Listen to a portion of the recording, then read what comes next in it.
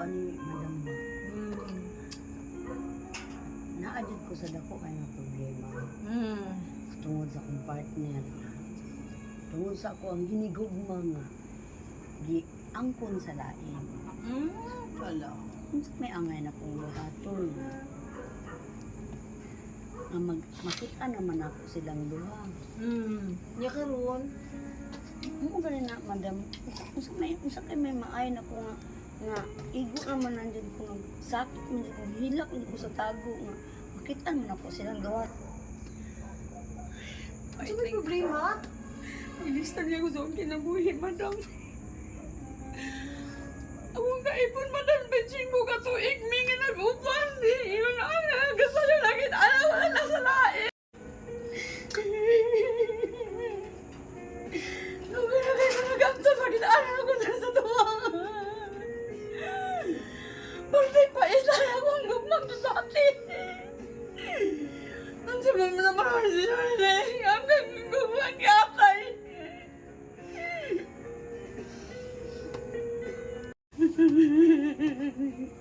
Madam, yun tayo natabuang ni Ulo.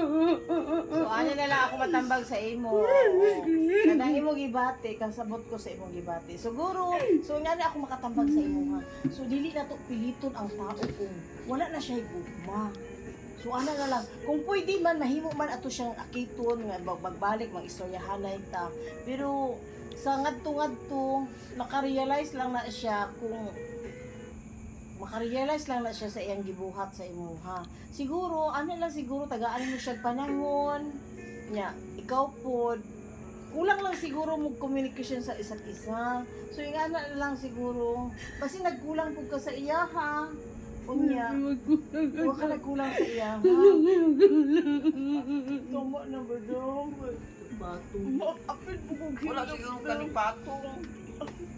Oh, punta ng patong.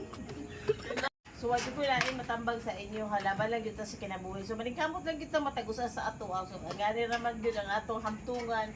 Makakauntag, buntag ito hapon. So, ana, salamat kita nga makakauntag. Ingana lang. So, ingana lang amo kasimple yun. So, ana lang sa kalibutan, maglipay-lipay, mag-enjoy lang kita. So, ani lang, makasayaw-sayaw mi. So, ani mga chikading, makasayaw-sayaw mi. Lipay na kayo niya, makainom may kape, makapainit. So, ana lang, wala na ilain mong kuan gipangita. So ana lang mga chika din sa inyo. Enjoy na Please like and share!